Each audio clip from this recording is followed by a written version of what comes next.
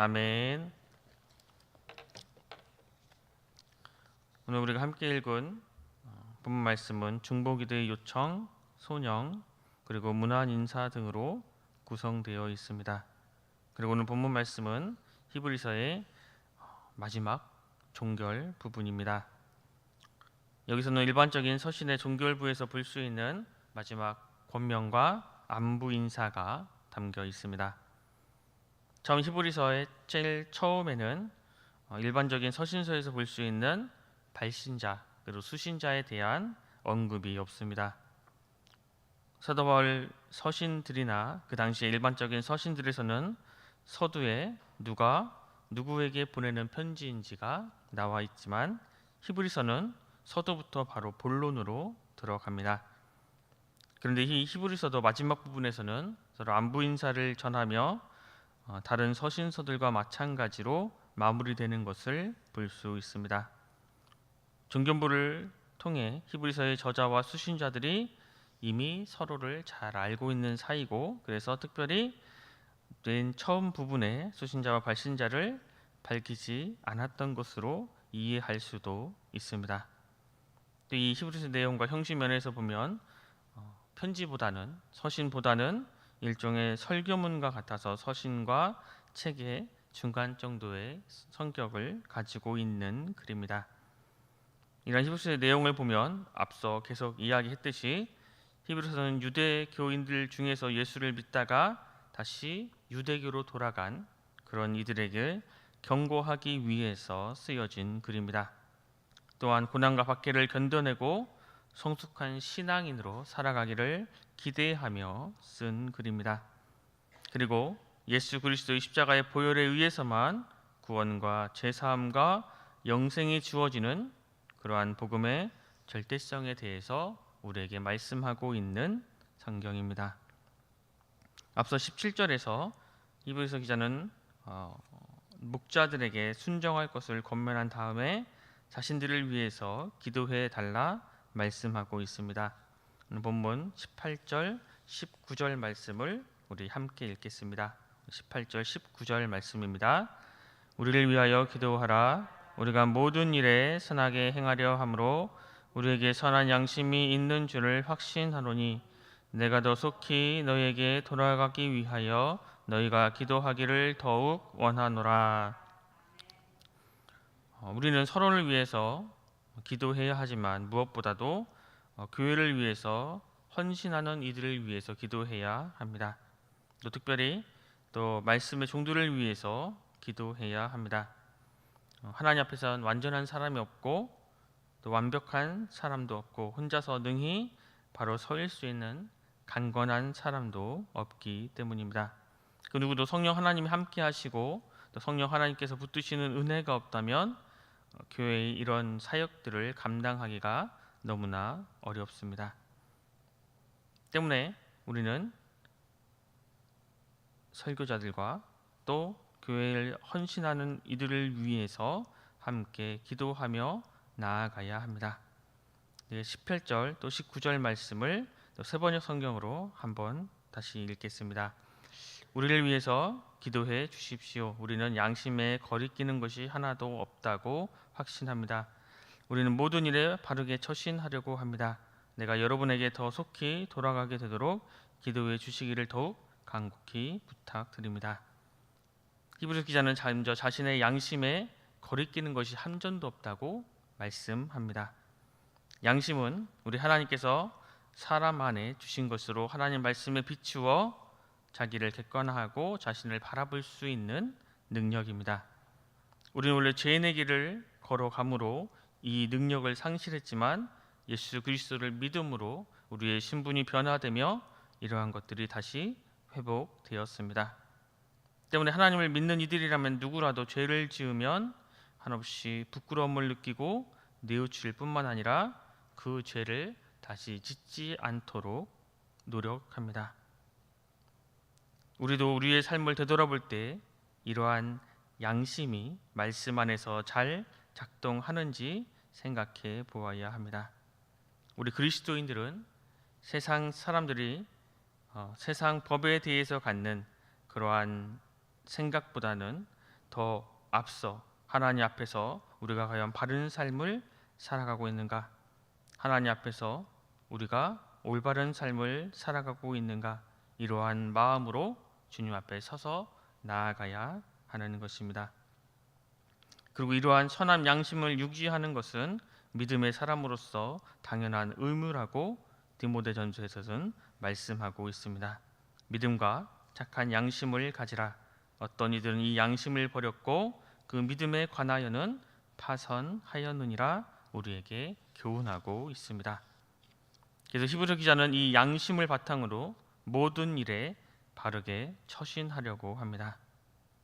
어떤 처지에서도 바르게 행하려는 의지와 노력을 한다는 그것은 바로 그가 선한 양심을 가지고 있다는 증거입니다. 때문에 우리 그리스도인으로서 모든 일을 바르게 처신하려고 힘써야 해야 합니다.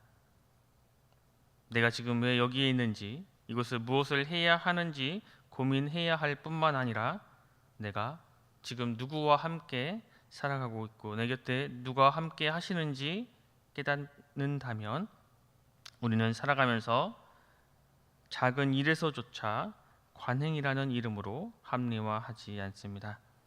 하나님의 크신 보좌 앞에 우리가 살아가고 우리의 곁에 우리 앞에 하나님이 함께 하신다는, 하나님이 언제나 우리를 인도해 주신다는 사실을 깨닫는다면 우리는 모든 일을 바르게 처리해 가고 서로를 바르게 세워가기 위해 기도하고 힘써야 하는 것입니다. 이것이 믿음의 사람들이, 그리스도인들이 당연히 나아가야 할 올바른 길임을 오늘 본문 말씀은 우리에게 알려주고 있습니다. 기도 요청에 이어지는 20절과 22절 말씀은 또 히브리서 저자가 성도들을 위해서 무엇을 구하며 무엇을 기도하고 있는지를 알려주고 있습니다. 20절, 21절 말씀을 제가 읽겠습니다. 양들의 큰 목자이신 우리 주 예수를 영원한 언약의 피로 죽은 자 가운데서 이끌어내신 평강의 하나님이 모든 선한 일에 너희를 온전하게 하사 자기 뜻을 행하게 하시고 그 앞에 즐거운 것을 예수 그리스도로 말미암아 우리 가운데서 이루시기를 원하노라. 영광이 그에게 세세 무궁토록 있을지어다. 아멘. 여기서 양들의 큰 목자이신 우리 주 예수라고 말씀하고 있습니다. 히브리서의 저자와 여러 사도들은 성도들을 이끄는 목자라고 할 수 있지만 교회에서 어떤 직분과 역할을 맡았던지 간에 우리 모두의 목자가 되어 주시는 분은 바로 예수 그리스도입니다. 때문에 우리는 예수 그리스도를 따르는 믿음의 삶을 온전히 살아야 한다고 말씀하고 있습니다. 예수님이 부활하시고 승천하신 후에 이 지상에서 예수님의 사역을 이어갔던 사람들은 사도들이었습니다. 하지만 그들은 결국 자신들이 예수님을 대신하는 권능을 가지고 있다고 생각하지 않았습니다. 그들은 자신들에게 사람들이 주목하기보다는 자신들을 행하는 그 이적을 보고 자신들을 따르라고 하기보다는 자신들에게 능력을 주시는 예수 그리스도를 온전히 바라보기를 원했습니다. 주님만이 우리 모두를 인도하시는 큰 목자가 되시기 때문입니다. 또한 예수 그리스도를 죽은 자 가운데서 살리신 하나님의 권능을 의지해야 한다고 우리에게 말씀하고 있습니다. 오늘 본문의 이 말씀에서 중요한 것은 기도의 내용이 모든 선한 일에 온전하게 하시고 하나님의 뜻을 따라 하나님이 기뻐하시는 것을 이루게 하기를 원하고 있다는 데 있습니다. 우리가 구해야 할 것은, 우리가 기도해야 하는 것은 무엇보다도 하나님의 뜻대로 선한 일을 이루는 것입니다. 우리 믿음의 사람들이 살아가고 있는 이 삶이란 하나님의 뜻에 순종하며 하나님 기뻐하시는 선한 열매를 우리의 삶을 통해 맺어 가야 하는 것입니다. 우리가 신앙생활이 제사함을 받고 천국 가는 것으로 그것만으로 이해하게 되면 우리의 과거는 죄인으로서 죄를 짓는 삶이고 우리의 미래는 천국에 들어가는 것이라고 말할 수 있지만 지금 현재 우리가 살아가고 있는 이 현재의 삶에 대한 내용이 빠지게 됩니다. 우리가 죄인이기에 어쩔 수 없이 반복해서 죄를 짓게 되고 죄의 유혹에서 벗어날 수 없지만 그래도 예수만 믿으면 죽어서 천국 가는 것이라고 생각하는 것은 우리가 복음에 대한 올바른 이해가 아닌 것입니다.